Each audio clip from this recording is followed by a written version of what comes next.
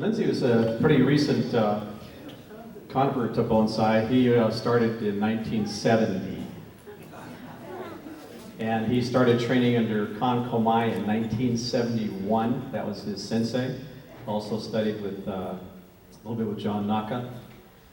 And who was the other ones, Lindsay, that you studied with? Oh yeah, just Harry Harrell. And so anyway, Lindsay's been at it. His dad was also, has produced beautiful trees. And they own the Fuji Nursery. Fuji Garden Center in Upland, California. One of those cool, really cool old-time nurseries. It doesn't look like cement walkways and gravel. It's pretty cool to walk around in there. So anyway, I was stumbling around in there with Sylvia, and we were on vacation. And we went in to look at see what we were going to use for a demonstration, and he had this boxwood, a Harland's boxwood. And Harland, that's Harland with a D for the boxwood. And it's a little bit different variety. You can see the movement on the trunk. It's got good nubari, and it has several different styles that it can be trimmed into. And Lindsay's going to go through that thought process with us. And then he brought some coils of some nasty looking wire and his sawzall to boxwood wood, by the way, if you're interested, is very hard wood. And after about 2 years, it's very difficult to bend. So if you want to bend boxwood wood, you have to start at a very young age on the branches. And then it's pretty cooperative. After that, it gets pretty brittle. And then you start getting into 3- and 4-year-old wood, it's just flat hard. And so it does also make good gin. And so do juniper berries, for that matter. So this, yeah, you guys are quick. So it has a little bit longer foliage than a Japanese boxwood, and it has a little bit softer look. When you prune it back, it looks like any other boxwood, but once it starts to grow out, it has a little bit softer look to it. So if you go on the internet and you Google Harland boxwood, you'll see actually some very, very nice trees to look at on the internet. So anyway, Lindsay Shiba, you are up.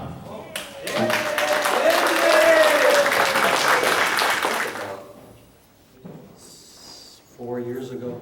Yeah, that's and so I was able to kind of go there and pick out a few things, and so it's always been on the back burner. This tree, and yeah, it's called Buxus harlandii, and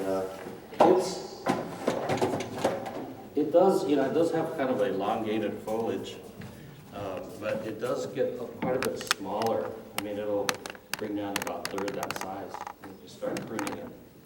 So the other day, I stuck it in this pot. It was like, this type of pot. I cut a section out of it so we can manage it and get into my car. Is there a easel? Easel? As it turns out, somebody stole our easel. Oh, okay. So yeah. Can I draw on your wall? Just once. Just one? We have a graffiti crew. You got paid? No. We use the same as the graffiti crew. Okay. No, I'm sorry. Gotta work a little harder now. Gotta talk a little more. Well, thank you for having me come down here. It's really a pleasure. And not too far. It's about a little under 2 hours, an hour and about 40 minutes or something. So it's nice. No traffic today, and so that's good. Does traffic get worse in the afternoon? Yeah. Going up that way? Yeah, the next one is a lot of fun. So anyway, what I'm going to do, I'll get my sunglasses. I mean, naturally, it's this natural room style look already, and I think because of the structure of the trunk and how the branching is, I'm going to kind of lean all that toward that way. There's no single trunk to the apex. So, but even a broom style type tree does have an apex. It may not be as distinct as a single trunk tree all the way up to the apex, but they do have an apex also. And so the nabari on this is pretty nice. It probably hard to tell from down below there. And so I'm kind of thinking that the front's going to be somewhere where this little stake is. This is a heirloom little stake here. My son, when he was little, well, he's 21 now, but that used to be his little teething, little massage thing. And the reason why I have it, well, it's nostalgic, but the reason why I have it in my bag, is it really takes off old juniper needles really nicely without, it rubs them off nice and without destroying your fingers. So anyway, somewhere in there, it's going to be the front. And hopefully I'll be able to show you a couple tricks that you could use on your tree. And it doesn't have to be a boxwood tree. Now,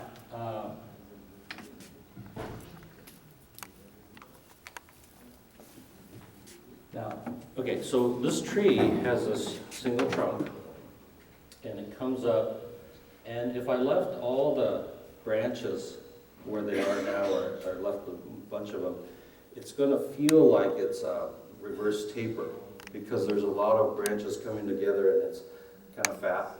Is this working okay? Yeah.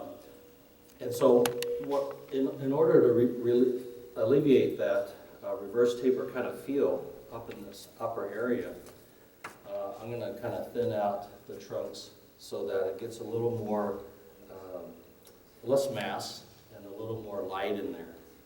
So brought my little sawzall, and we're going to do a little sawing here first to remove some of the extra branches.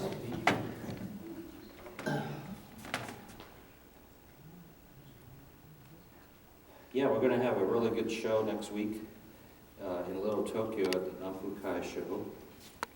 Is your tree ready? What's that? Is your tree ready? My tree ready for the Nanfukai show? Yeah. Why do you have that?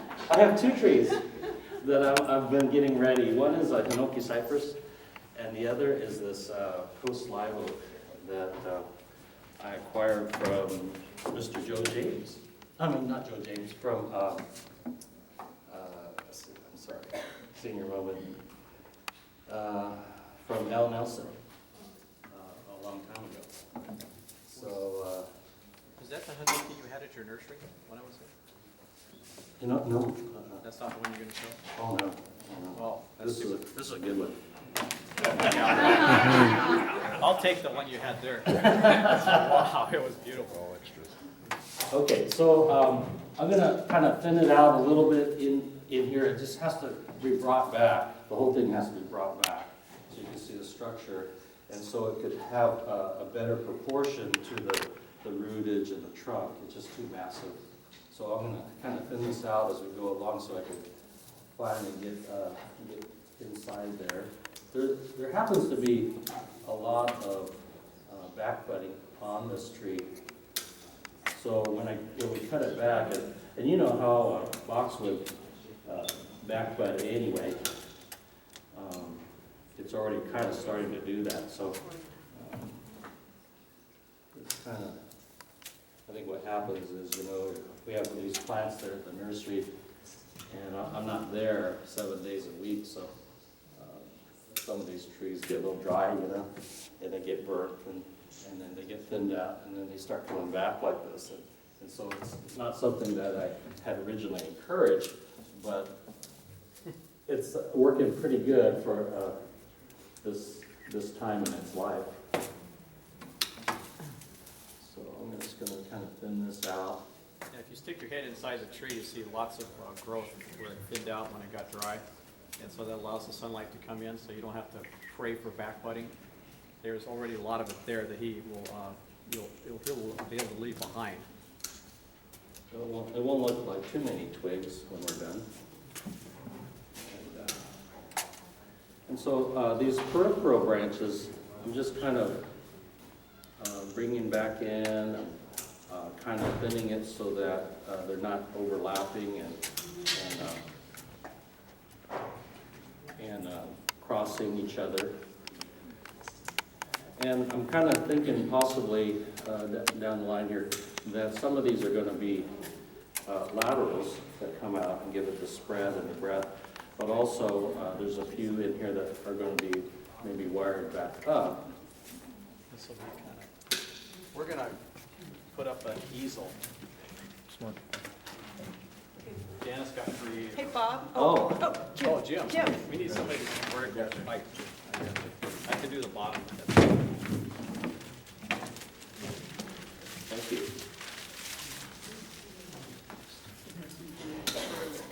So, there's just an awful lot of density in branches, which is good, you know, it gives us a lot to choose from.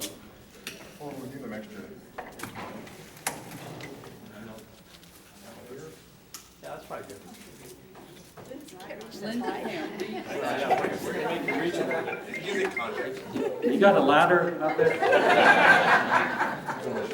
Yeah, I'll get on your shoulders. I got a stool in my truck. I get in the truck with. Everybody turn their cell phones This off. is it.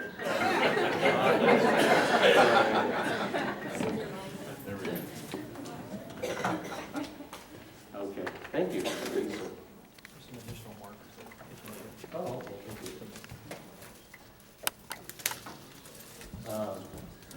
There's a, did I talk about that, did you hear about this? Talk about it while I'm talking here, or working. The seaweed extract, have I ever mentioned that before?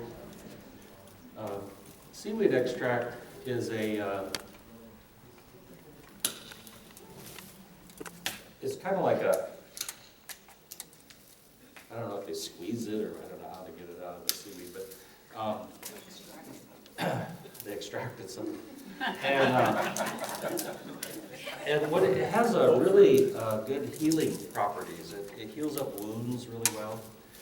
And so, well, probably about 9 or 10 years ago, I heard about this from one of my employees. They were saying, "Oh yeah, we used to use seaweed extract on big wounds on trees, and it helps to heal them over." I go, "Wow." Brain started turning. Doesn't turn very often. It started turning, and so I thought, "Wow, we can use this on old wounds."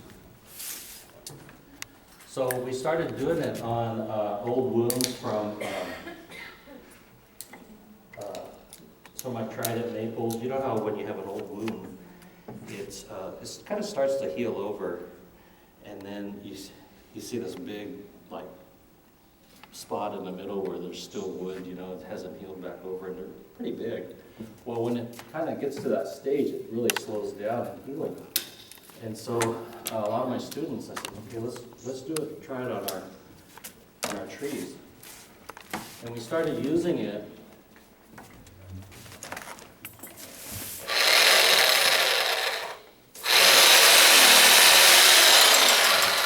On these big wounds that are like maybe an inch or 3/4 of an inch, and just the seaweed extract by itself would.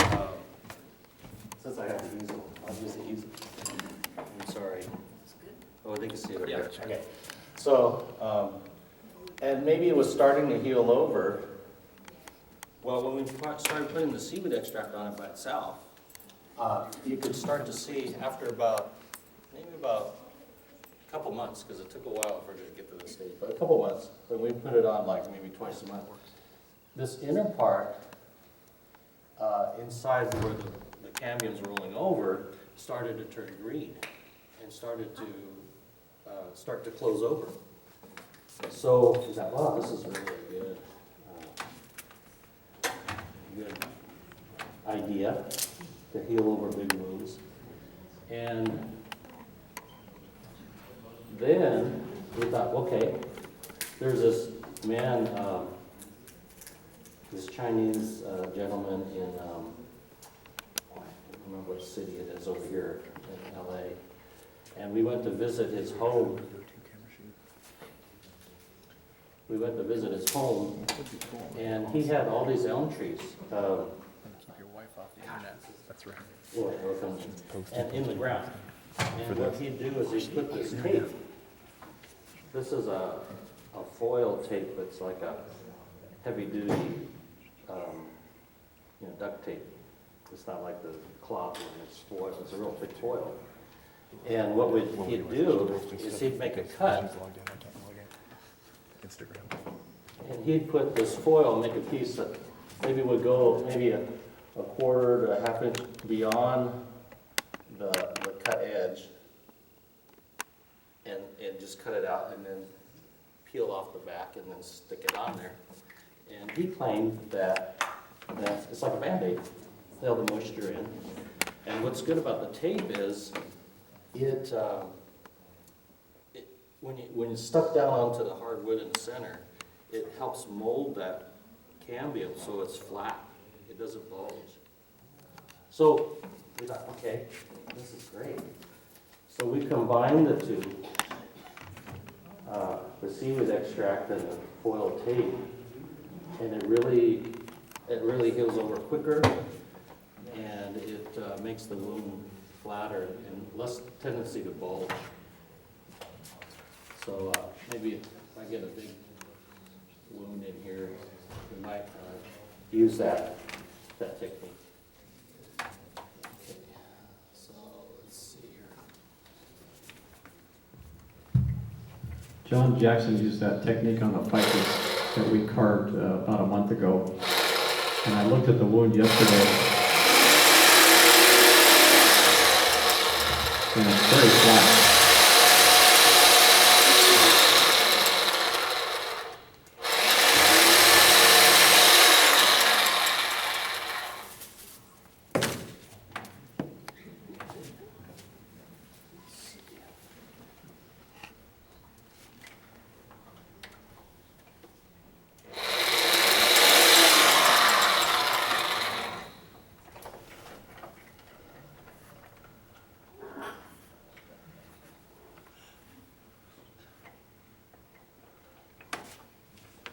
Oh, sorry, it's on the wrong side. You know what, I can't talk and work at the same time, I guess, apparently. Okay. Should somebody else talk? Yeah, Somebody else someone use the else saw? can talk. Or use the saw?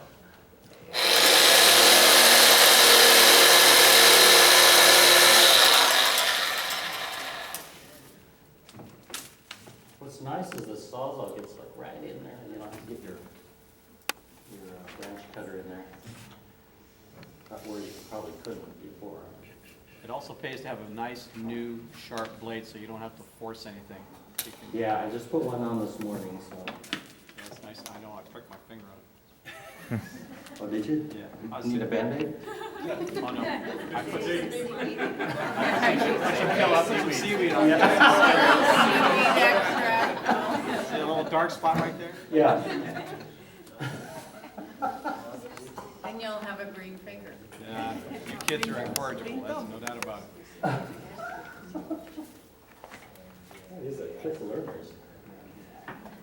Okay, so there's a lot of places where there's like three branchings coming up here. And so we usually want to keep it to two, in any kind of intersection. Try not to have three together. So I'm going to try to first of all, get rid of some of those. And at the same time, create some space in there.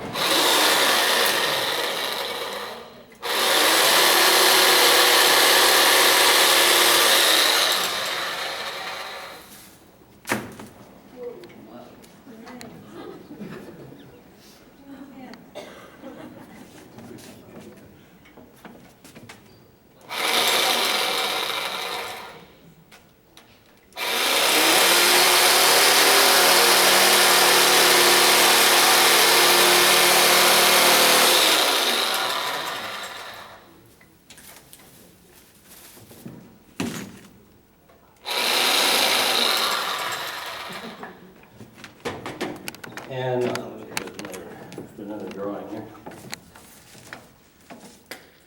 Thank you, sir. So we have these like intersections here.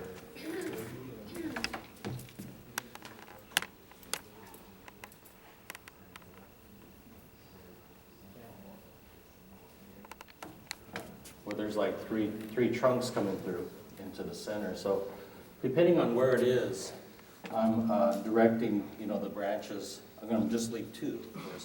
I'm directing the branches to the outside, so there, nothing going back into the center. So in this case, so say if this was outside the tree, that way I'd remove this one, so they'd kind of all be flowing to the outside of the trunk. And what's good about this Sawzall too is that way down in there, it creates nice, like say if I had to get rid of that center one, it would create a nice angle, acute angle, to make it look like it's very natural, when the branch is removed. So,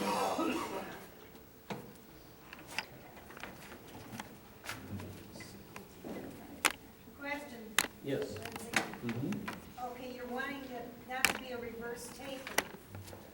Are you going to have to remove some of that outside branching in order to taper it up more? Well, it's, you mean like some of these outside branching? Right. Well, not really, because those are going to help. If I did that, it would not allow it to spread out like this and give it the breadth of the branch work. So I'm going to keep some of that, but by thinning it out, it's more aesthetically pleasing to have it more delicate inside instead of massive. If it's real massive inside, it'll look more But as reverse it comes taper. up the trunk, it's thick at that face where they all branch out. Mm-hmm. You're going to keep all those? I'm going to keep as many low ones as I can. Yeah. From here, it looks like it adds a lot of width. Yeah. Well, sometimes on old trees you can't really bring them down to nothing, and live to see the results later. So we have to kind of go with what we have a little bit and not remove it down to too much bare bones. The trees need to, I better stop talking to you. The trees need to show off their age. And, the bark on this is so beautiful. You want to make sure that it keeps its feeling of age.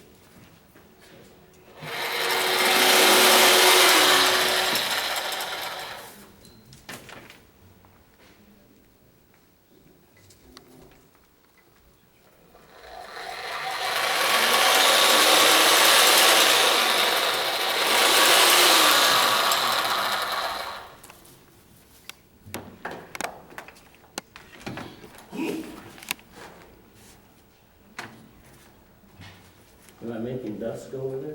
Yeah. Sorry about that.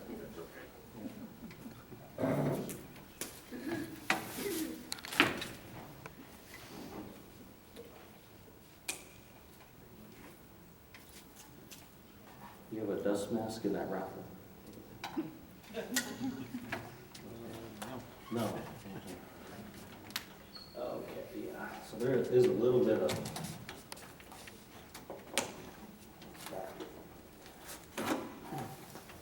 Once you start working on an old tree like this, you don't know really how many tools you need. So I had to kind of get as much as I thought I might be able to use.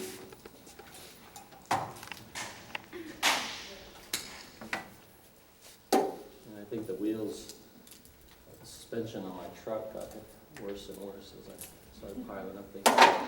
Okay.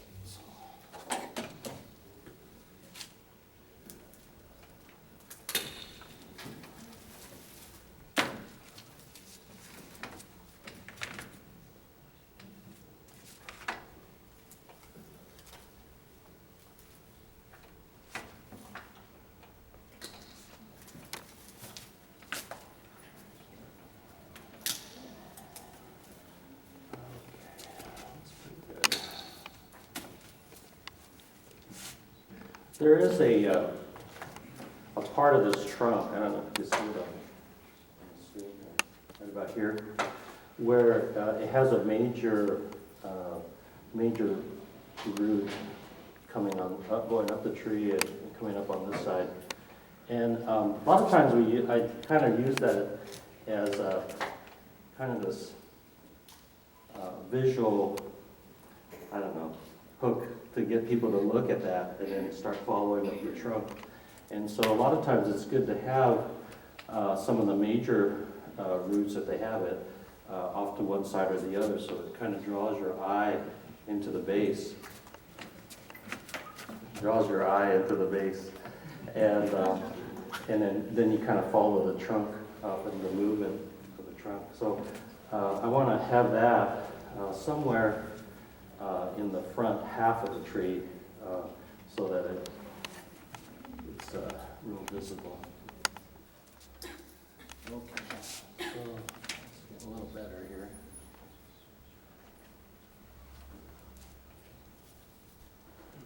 I know a lot of people dig up boxwood hedges and stuff, and I really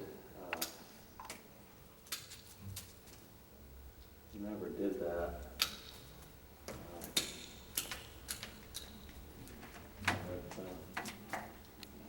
Some of my students go out there, clear out the hedges. Planted 65 trees about 3 years ago. Did you?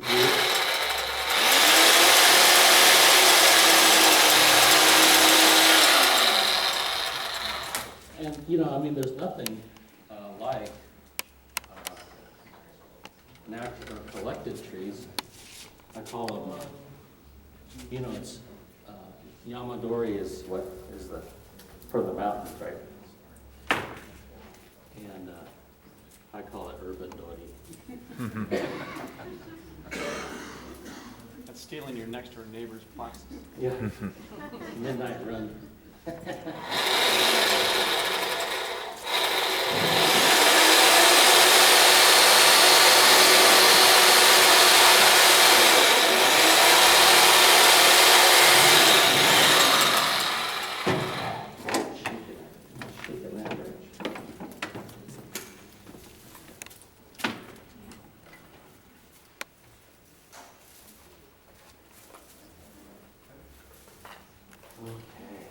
Something better.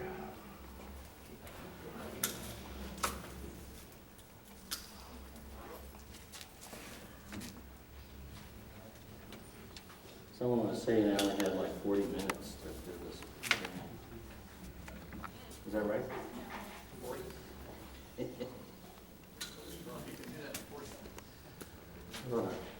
On a time frame here.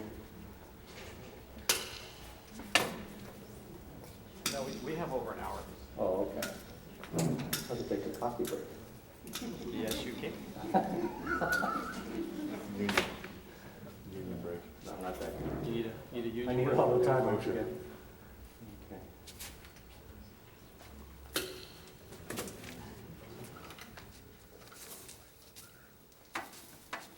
Okay. So, I don't know what you guys decided about how you're going to handle disposing of this tree. We're buying it. Well, whoever takes care of it, you need to feed it right away so that it starts back budding nice. Sometimes at a nursery, you don't always get on top of all the fertilizing like you want to. And so just needs some good feeding.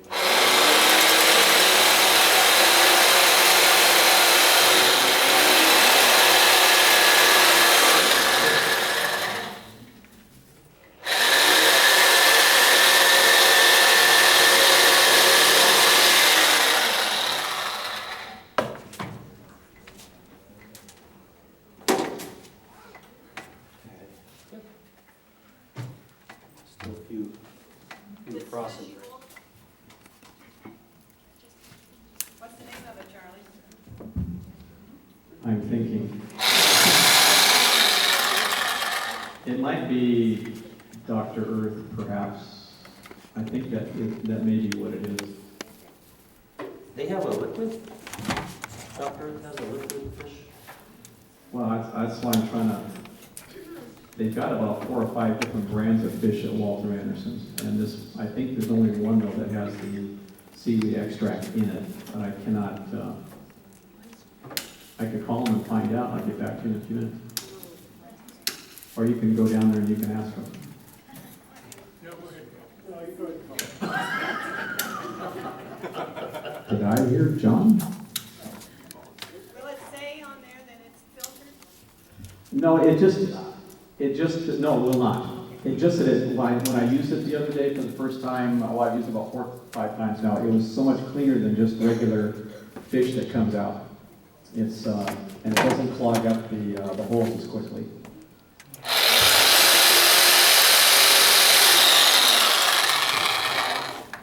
When you're done using the fish in a water can, you really need to flush out the, whatever they call that thing at the end, the rose. You need to clean that out, because that stuff will dry on there. It dries pretty hard. It's cakey. Okay. So now with that extra light in there, that's really going to encourage more backbudding.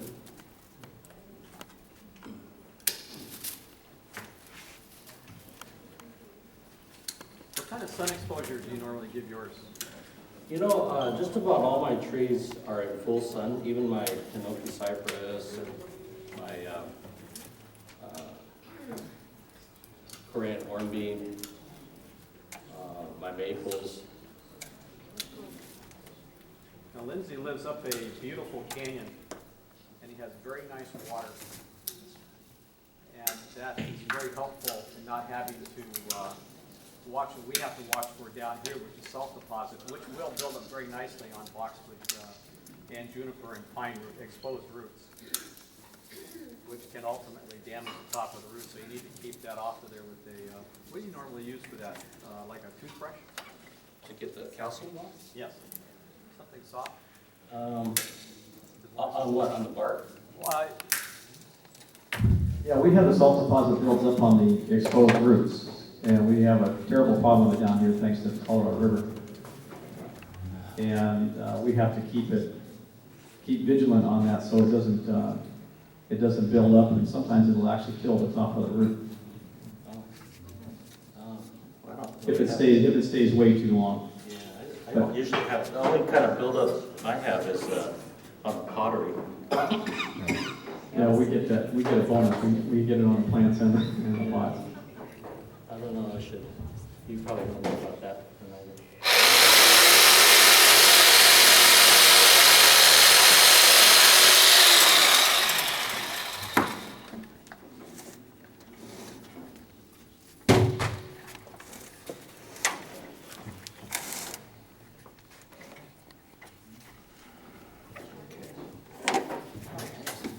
So, it's possible.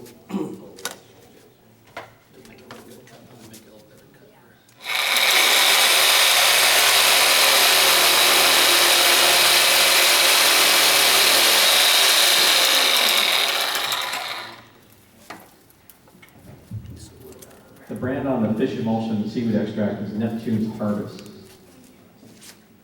We have another experienced member here that knows that. But you'll find it's a lot cleaner coming out.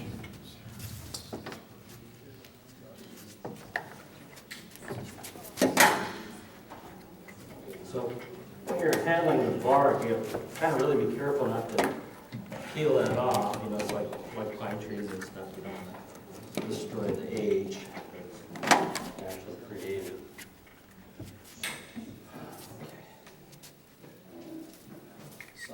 So I'm going to bring it back. Start bringing it back further.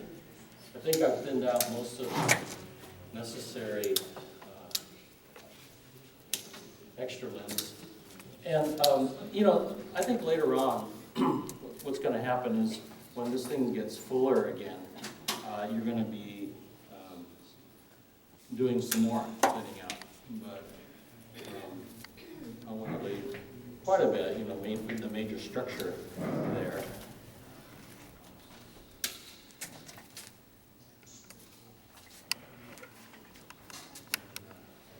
Leave it up to whoever gets this.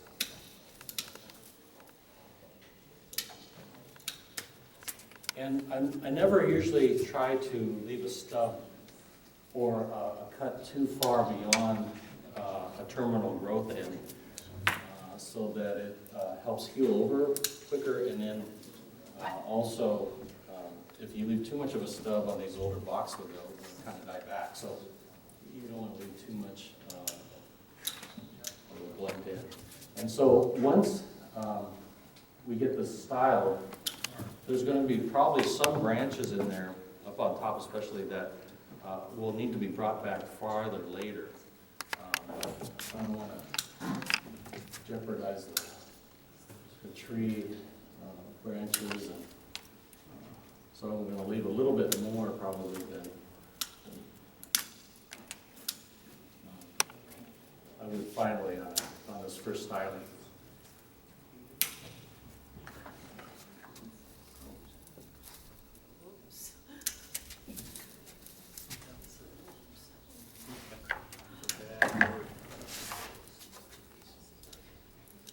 But anyway, yeah, our area, we're talking about the exposure. Our area, we get, it's 3,300 feet, so I get a little bit of snow in the summer, in the winter, in the wintertime. Not in the summertime.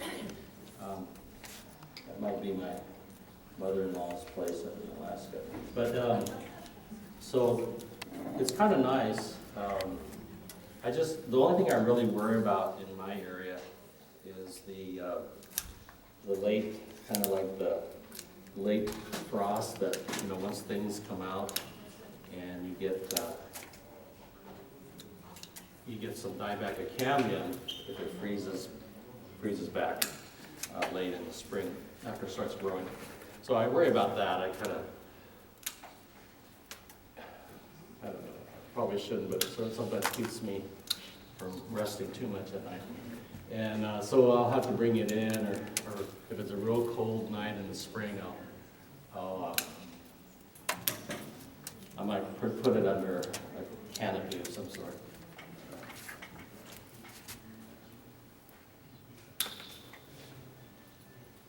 What did you pick for your apex now? Because what I thought it was you cut off. Yeah, right here in the middle?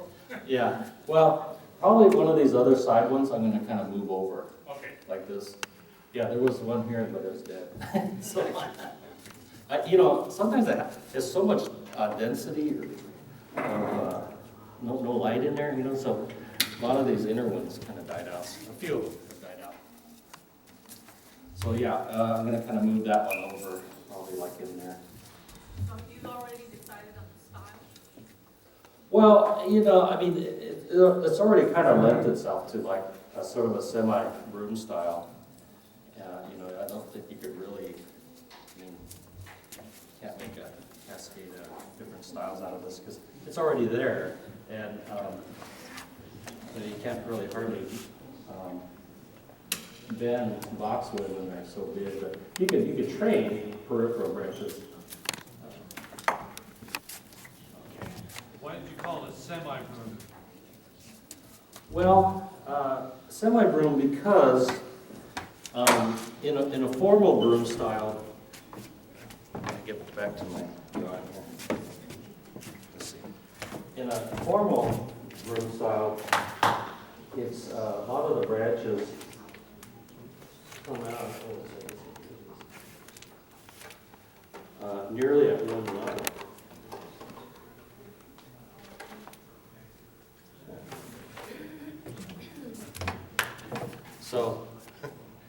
So anyway, so you have your trunk,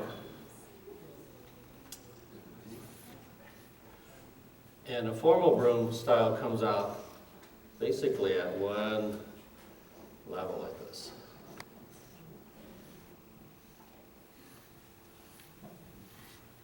And you have this beautiful canopy that comes over. This one has some, a little bit of a movement inside. I'm gonna draw below here. Because I can't draw up here, so I have to draw it. So anyway, so this one here sort of has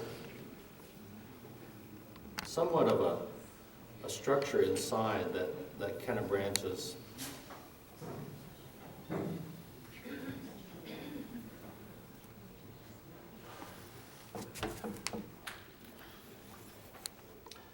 And so from here, it kind of comes out. So it's not just like one level on a formal broom. It comes here, it branches here, and then it comes up with sort of a semi-trunk in the center, and then it branches some more. So that's why I call it semi-broom style.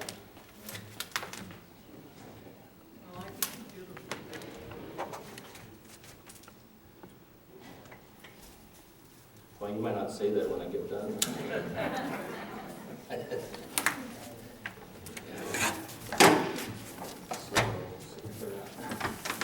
Trip on this cord.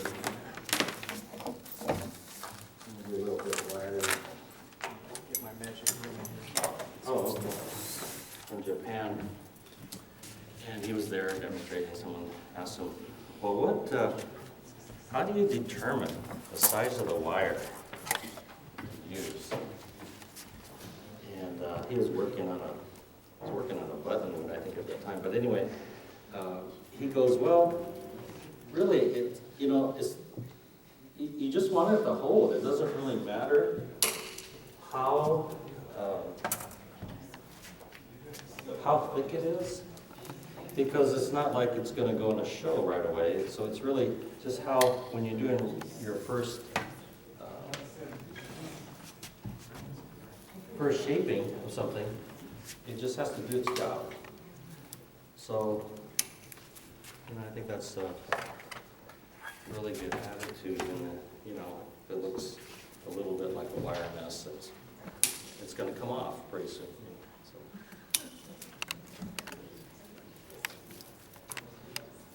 I'm just cleaning up some of the cuts I made that were not the best shape.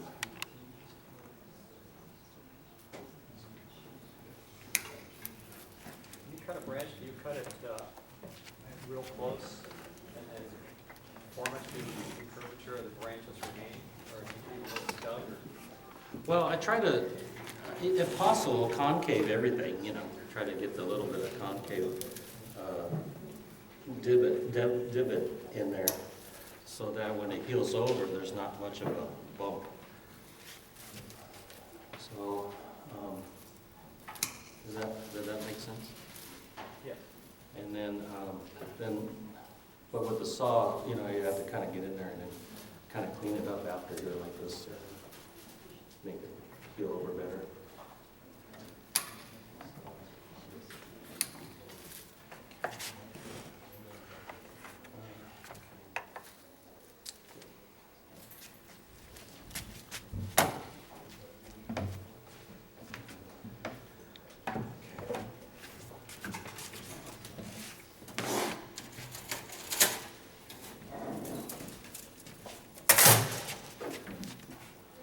So, a lot of times when we wire, especially a tree that has a lot of overlapping branches, you want to wire your lowest branches first, of course.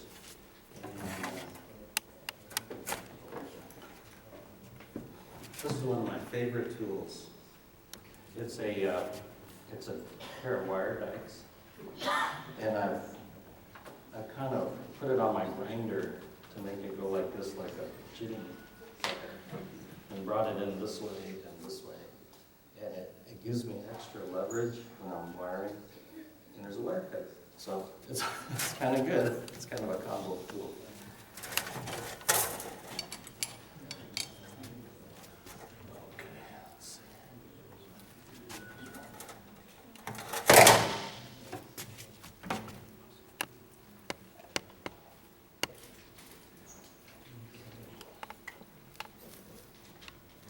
Oh, you know what? I better do this first. It's going to be harder after the wire's on. Okay, so this seaweed extract, what I've done is I've put it in a old shoe polish container. Young people don't know what a shoe polish container is, but anyway, this is what they look like, and there's a sponge on the top. And I rinsed it out first, and I put it in here, and so I could dab it onto wound. Now, this stuff, you could put this in the raffle over there. If you want to do that. But it looks like, coming out of there, it looks like soy sauce, you know. That's what we equate it to, you know, as Asian people. And so, so anyway, so when you put it on there, you could automatically see this little black spot on there where you dabbed on your soy sauce mixture. Oh no, just straight. Just straight. It won't burn. It won't burn anything. That I know of. Anyway. Hasn't yet, yeah. And so I dab on the elixir of seaweed extract. And So this is for all your settings? all the, you know, kind of bigger ones, I'm putting on lobbies, but a lot of the, you know, maybe like your finger size or bigger, I'll put it on there. And if they're bigger, you know, a good size, we'll try to put some foil tape on there and cover that with a foil tape Band-Aid. Now, let's see.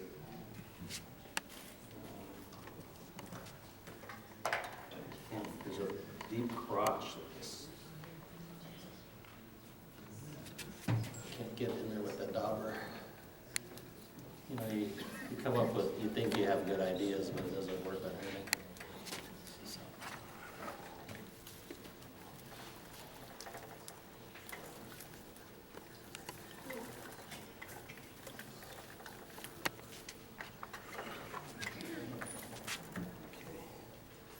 Maybe if there's a shoe polish container with a long spout on it, that'd be better.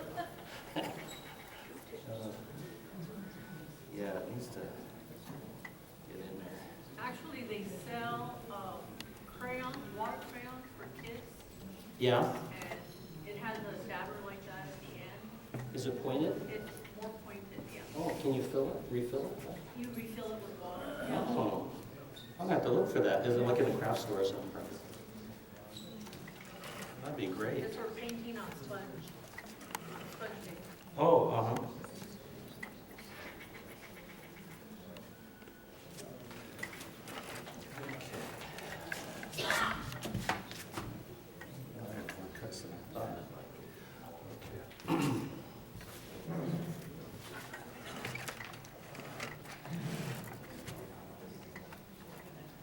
Do you use this exclusively, or do you use cut paste? You know, I do use, like on smaller cuts, I like to use this, it comes in a green tube. I do a lot of deciduous trees, and I like the one that, it looks like, it sort of comes out like toothpaste, sort of. And it's kind of green. And I like that one because it molds nicely to the little crevices that are in that cut area. I just can't get to one of those real tight ones. And so I use that one more. I don't really use the gray one, and that gray clay-like one. You could probably use a paintbrush. Yeah, you know, I brought almost everything but this kitchen sink. Didn't bring the paintbrush. That could be brought up, put on later. Okay, so let me get some wiring done so we can get a little bit structural look down here.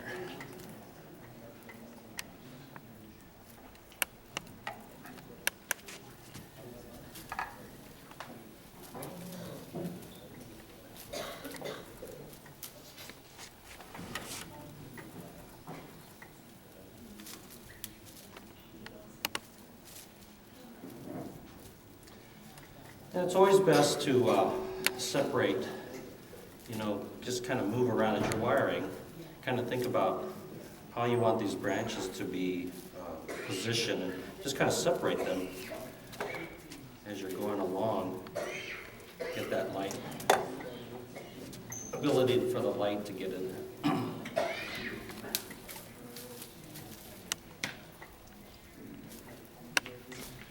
Obviously you're going to be damaging some of the bark by putting wire on like this, but I thought about wrapping, doing some wrapping, but if you wrap it and it doesn't get light, it's not going to back bud as well. So I'm trying to keep myself from doing that.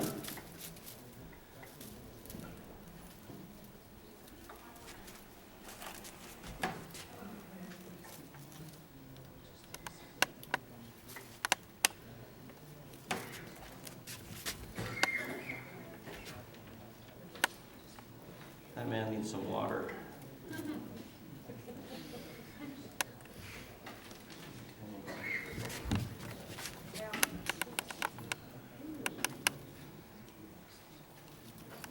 So it's nice to be able to use your pliers in conjunction with your fingers, because sometimes you're kind of bending with your fingers, and then you're kind of bending the wire at the same time to keep that room in its spot.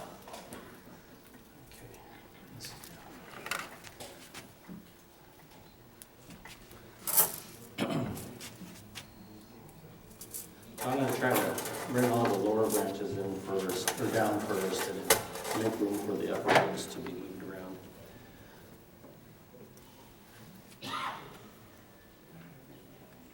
And it's always nice if you can to use both ends of the wire.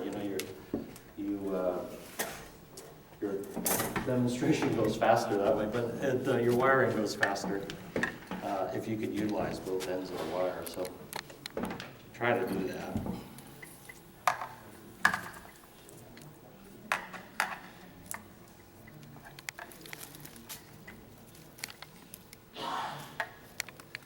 Yeah, there's some little bud growths on half-inch corky bark or corky branches, so I'm sure this is going to really take off once it's given some TLC from someone.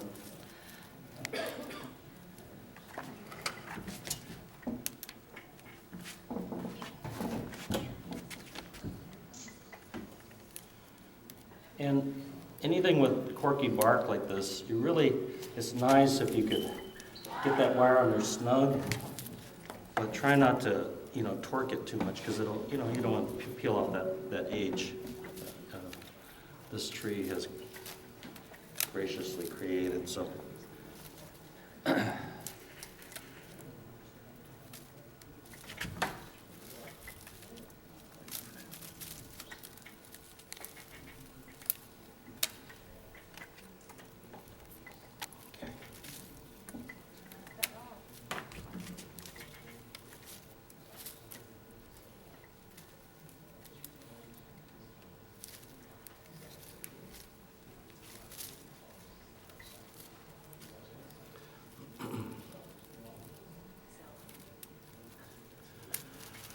okay, so I'm going to kind of lift this branch up to make it like a little, every branch that comes down, say, should have some kind of apical top. So when you see this branch, this branch coming down, because it's a vertical growing tree like this, you really want to have some sort of vertical, kind of a semi-apex coming up to make it feel like it's a natural part of that. If you just brought this branch down, it would look like not very natural. It would just come off and look like it came off one of the bigger branches. But since this is coming off the trunk, you want to have this come up, have lateral branches, and then have this kind of a short apex here at the top. So you're creating lateral growth by bending these down, but eventually these should all have like a slight apex coming out. These ones will get. So kind of keep that in mind. Okay, I don't need that. It's always better to cut a little at a time.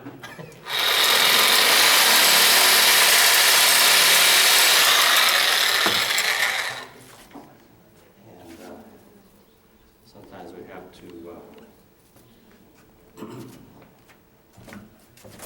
cut a few more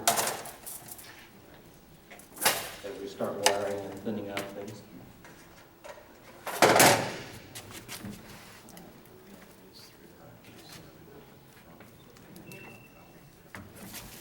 So this particular branch here that's coming down, I'm going to wire this limb slightly lower. Actually, a side shoot off this limb lower, and then with the other end of the wire, I'm going to bring like an apex up.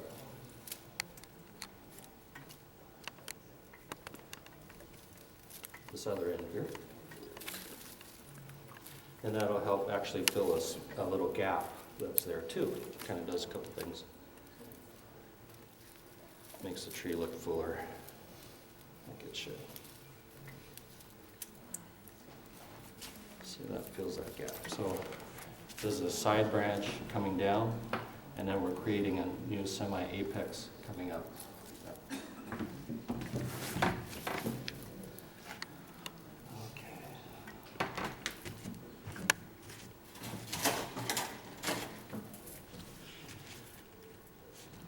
One of my students is very meticulous, and I'm kind of jealous because I'm kind of lazy, you know. He does a really great job in keeping his wire all neat, and you know, so we have these wire carriers and everything. But he puts them all in Ziploc bags and keeps them all separate. And it's like, gosh, I wish I could do that, but I'm so lazy. I just throw it back in my bag and I'm done. But it's such a great idea. Okay. So let me bring this one down first. It's kind of heavy here. Okay, this is good. So see where I can anchor that to. Yeah, shoot, okay. So, if you ever go someplace, went to Hawaii once, and it's one of these cheap airlines. What's Jet? Was it JetBlue? I think it was JetBlue. No, is there another one that's cheaper than that? Anyway, no, this is cheaper than Southwest. Anyway, so we went to Hawaii. And I took my tools because, you know, I'm going to do programs or something over there. And my tools got stolen. Well, my whole suitcase got stolen, actually, out of that. And so some of my good tools were gone. And it's like, oh my gosh, you know. So I'm never going to go on that airline again. So don't go on cheap air. It's not worth it to go on cheap airlines. Yeah, well, no, my wife has, but I think it was JetBlue. It's like one of those airlines that, you know, they charge you for water. You know? What's that? Spirit. No. I think it was JetBlue. Anyway, so on our way back from Hawaii, we were in LAX, and we never recovered it. And we're in LAX, and this guy from Minnesota or something was getting off the airplane looking for his luggage, and he lost his suitcase with his firearm in there. And I thought, wow, this is a habitual thing for this airline. I guess I shouldn't talk on that. I mean, Didn't need that one. let me, no, we do need it. We're gonna say this. Yeah, show us how to save it. Okay, so I'm gonna put my green tape Band-Aid on here. You're gonna use your seaweeds. Yeah, I'm gonna drip that seaweed in.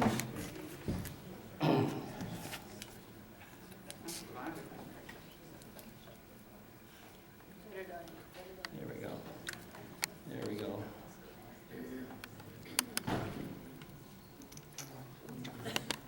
Looks like soy sauce. Okay. Makes me hungry. Okay, so we're gonna hold that back up.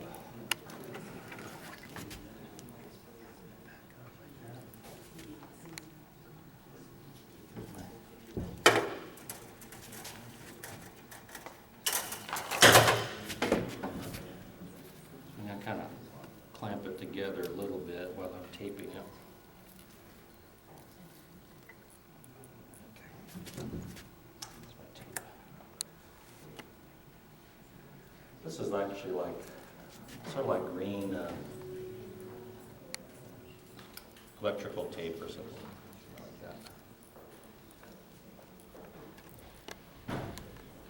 Is it sticky? Yep, on one side. Oops.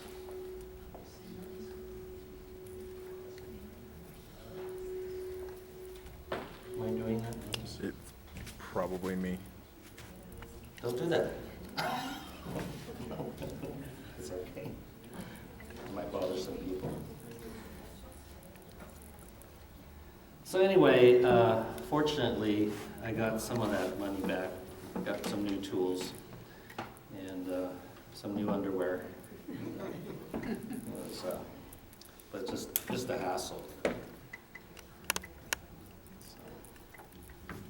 anyway, okay. So let's get back to.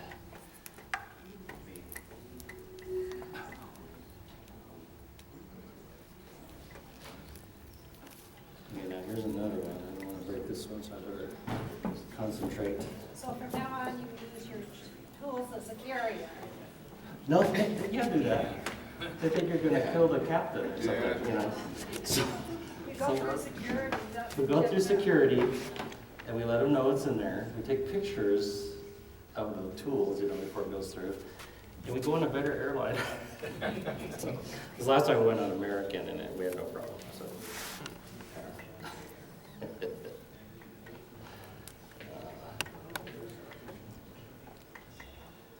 Okay, so that's gonna go here.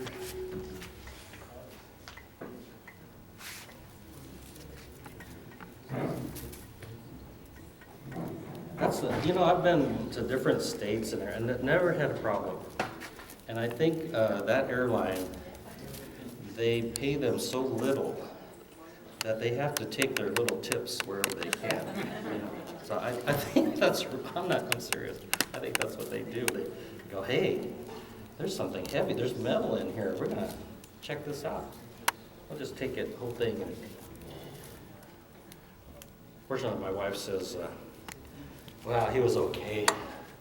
One stop at Walmart, he got his bathing suit, got his underwear, he was okay.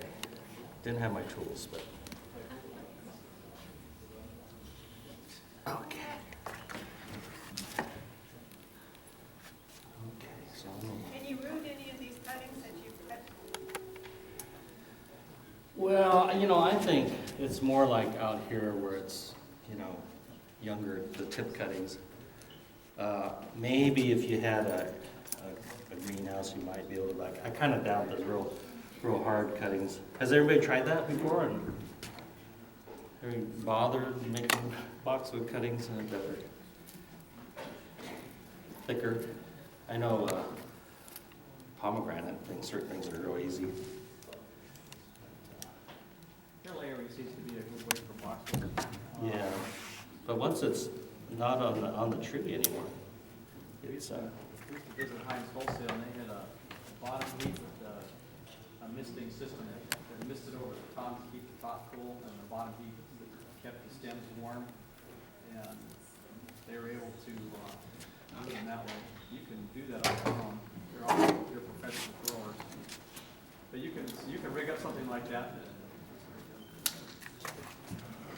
Toughest part of the misting system, having that come on 6-8 times a day.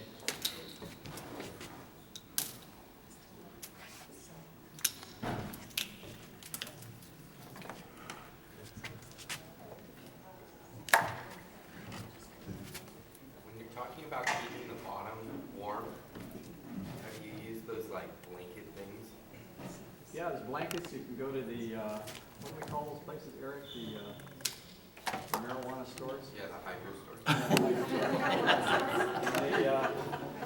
Depends what you're buying. Yeah, they use, they have, you can get pads, you can get them on the internet, Greenhouse Mega Store on the internet's got those. I bought a 50 feet of incandescent low voltage,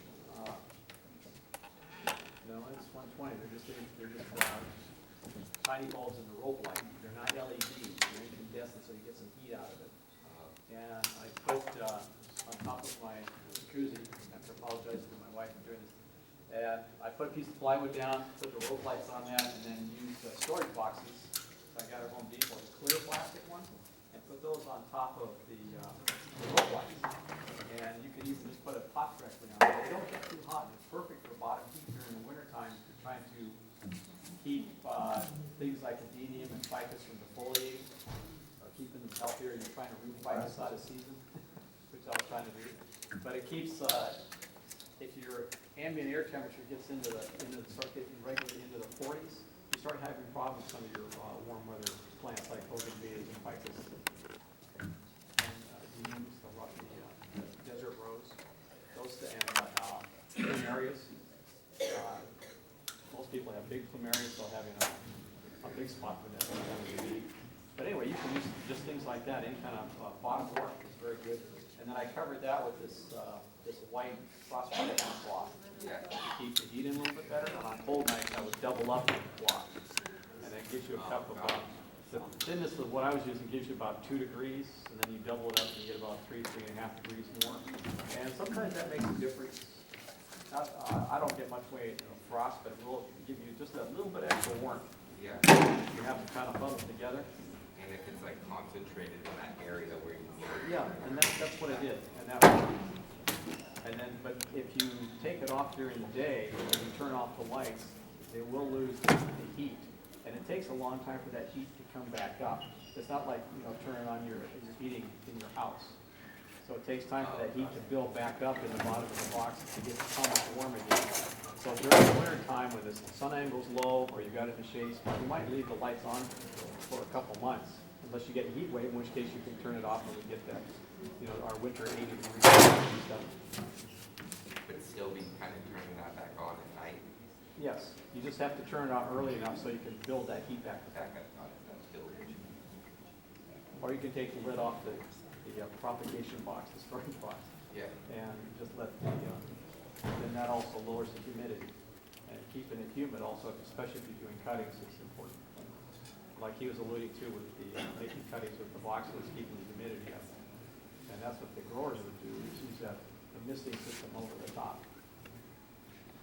I was thinking about your calcium problem.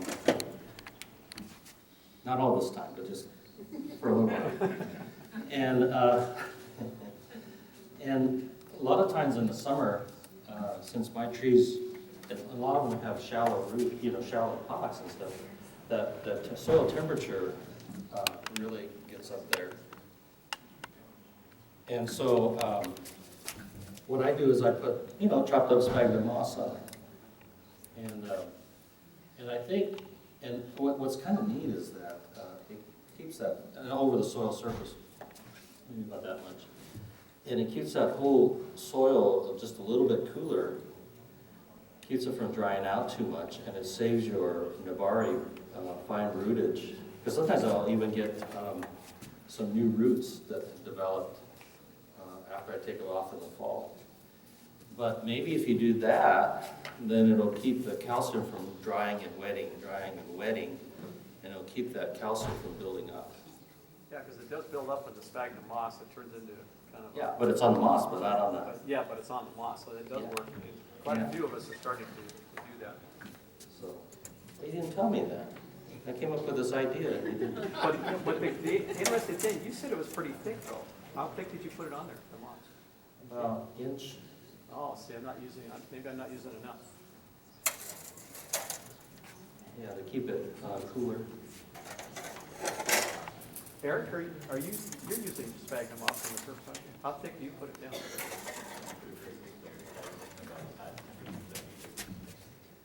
So you're just kind of a single layer, or are you incorporating? The Al Nelson oak mix where you incorporate the sphagnum moss into the soil. Now just separating the branch here, it's getting too bunchy on this side.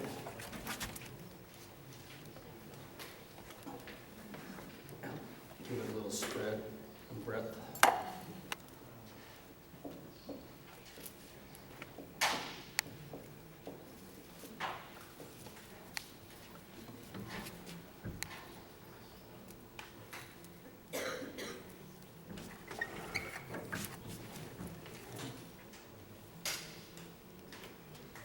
So how tall do you see the tree being? Right here. Right now it's here, right? So hopefully like right in here. And have it spread out more like this. More like this size. Actually.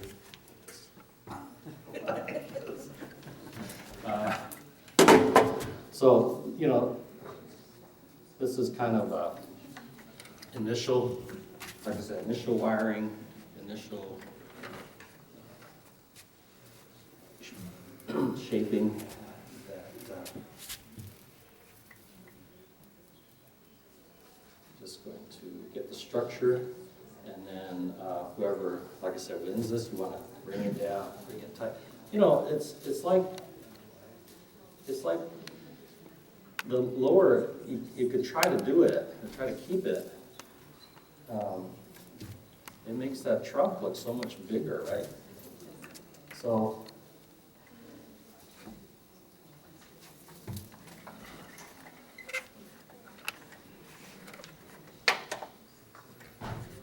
There we go. Okay, here. So, yeah, you want to bring it down as low as you could feel comfortable. But I'd like to see it like right in, you know, maybe another 10 inches or so lower, at least, than it is now. How do you decide when to do that? When you get a lot of back budding, a lot of growth in there, then you can bring it down. If you get more growth, you can bring it down. So, okay. So let's see. If you did it now, would it hurt the tree? If you cut it back that far now? Well, I think this is enough. You know, what I'm going to get done is probably enough. Oops. Do need a little bit more. Did you reduce the bottom of the root ball, or did you I took it half off. cut half off? Yeah, you might want to just let that sit. So you might want to just let it sit and let the root system recover. Yeah. I've done it both ways and get too aggressive sometimes you end up with negative result. Didn't kill anything, but it sure slowed the tree growing back, and it did retard the back line. Yeah, we wanted to, well, not only carve for the roots. You know, it wasn't a lot of big roots that came off of it. So it's kind of nice. It was all little stuff. So I felt a little more comfortable after I did it, bringing it in here to give it away.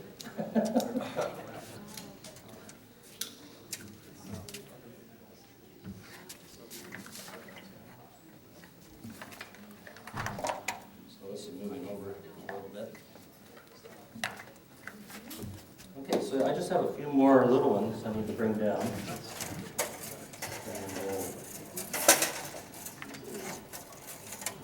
hopefully,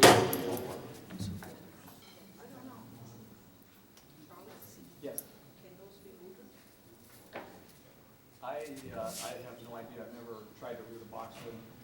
Cindy Reed's done it. She's not here today. She'd be a great source. Has anybody here done boxwood cuttings? They're not easy to do at all, that's my understanding. That's why those growers put those misting systems on. And then you go to the guy that's doing the privets in the next bed over, and they didn't have as elaborate a system as they have in the boxwood. But that's that.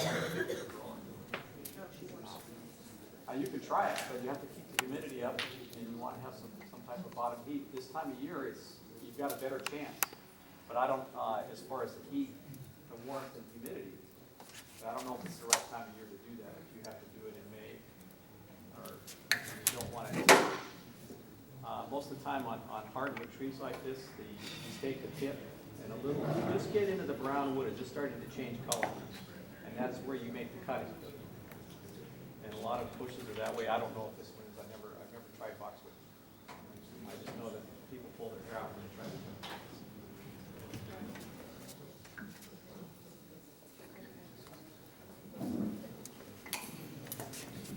We're having a good look right now with jack Boxwoods are kind of slow when they're young, so yeah, just getting a nice 1 gallon can.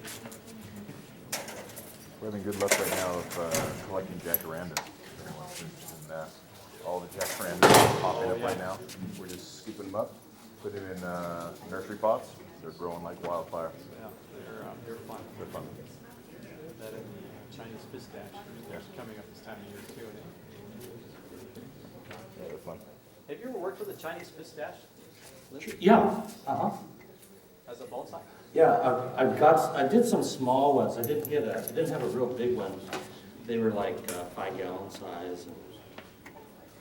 Beautiful, beautiful fall color. Yeah, they grow like crazy from seed.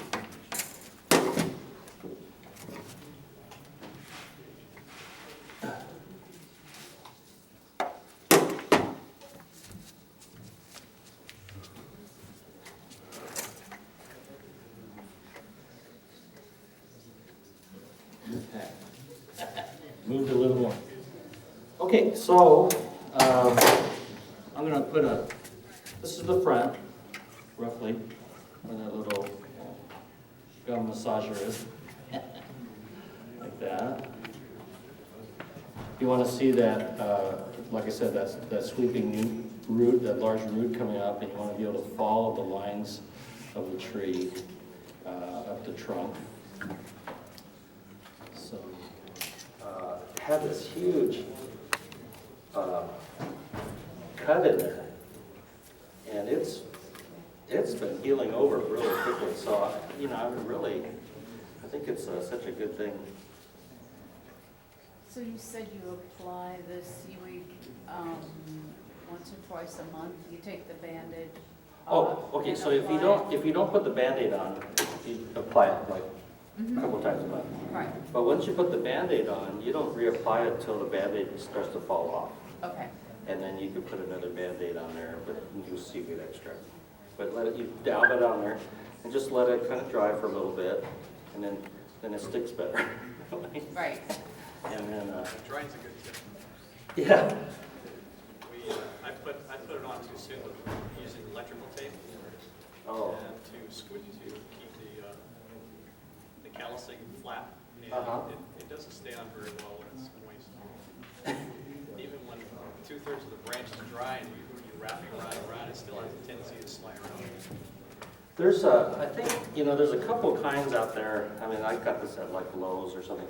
But the one that has a blue backing, I think it has better Better adhesive. I think a better adhesive, yeah.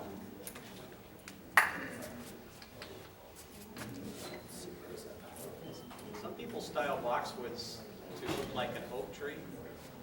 Is there any such thing as an oak style? Well, this is kind of that way. And This is kind of that way. that's what it's reminding me of. It's kind of I would say it's kind of more of a oak tree style.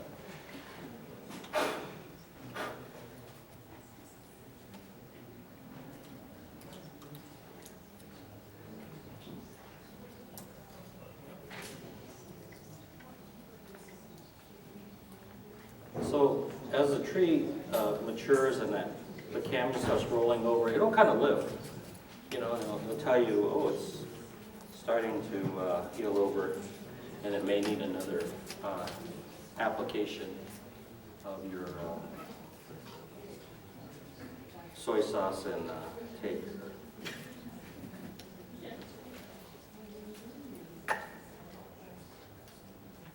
Put this on. So, you know, when you're going to show your tree and a show coming up, you don't want to put this up there. Because it looks like, it's like hell on there. But anyway, it really helps get over. I keep the birds out. Yeah, it might. You know, I got some of that flash tape, speaking of that, and I put it on my cherry tree. I have cherry trees, or I used to have a cherry tree. Anyway, and I put that flash tape all over there, and it, you know, they use it in the grape vineyards, and it's supposed to scare the birds. Well, I think that flash tape just called them over and said, here's some cherries for you to eat. So for a cherry tree, it's not the best deal, but maybe for other things it is.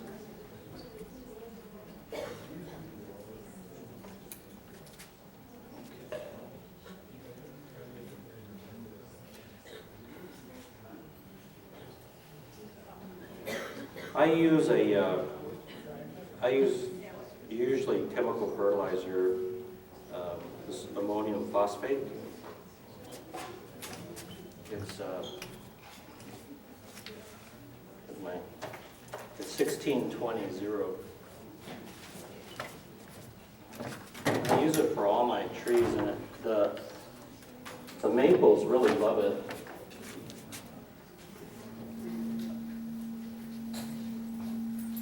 It has 13% sulfur in it. That's why. But it's called an ammonium phosphate. And one of the, I think the best things about that is that it leaches through the soil. It doesn't build up like a organic soil or fertilizer does in the soil and clog all the pores. And so, and then it dissolves quickly and it is readily available. So those roots, before it leaches through, the roots pick it up nicely, quickly.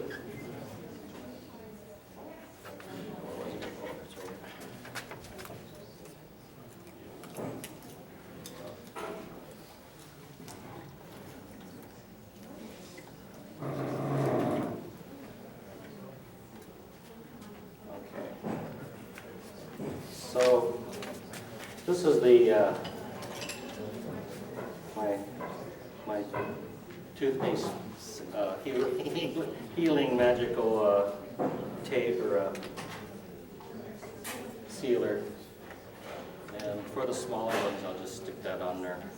It you know, really it doesn't help. I don't really think it helps it heal over. It just keeps it from drying out. And when you get quick desiccation in the summertime, you have a tendency of things dying back. So, especially on these upper ones, you want to seal it with something.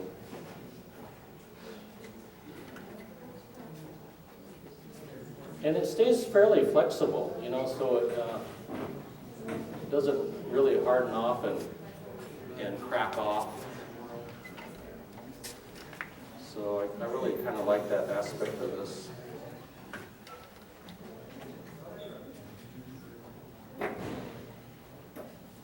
What's the name of that? I don't know. I can't remember. The guy we get it from, it's up north. He calls it Shikono. You can call it whatever you want, but I wouldn't know. I'm sorry. Japanese for not for human consumption. Well, that fruit is not for human. Caution, do not consume. That's all it means. Not for human consumption. Oh, I thought it was the name. Yeah, I thought it was the name.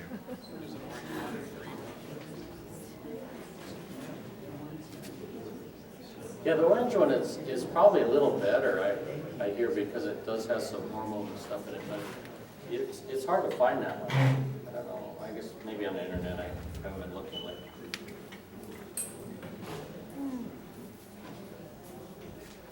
Those, There's your picture of the front. that's just about it, right? Yep, just about it. Well, Lindsay is just about done. I'm going to take the tree home and bring it back in September at the meeting, and You better remember who takes it home. we'll auction at that point unless somebody else wants to take it home and babysit it for a month. Okay, so I'll take my teething tool back and I'll mark it with this tape here.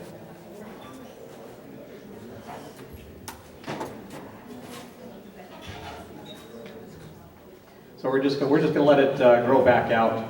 Right, let it get bushy, feed the heck out of it, and get it full, and then when it gets fuller, then bring it back lower. And if that takes 2 months, then we'll wait 2 months. We'll see how things progress. But it should grow fast this time of year. And like Lindsay said, even though he took 50% of the root off, he really didn't remove that much actual root mass off the bottom, which is really good. Boxwood put out a lot of roots. They root like crazy. So there's probably a ton of roots in the top half, which is good. So it should be a quick recovery. Yeah, it should come back nice. Well, thank you very much, Lindsay. Thank you.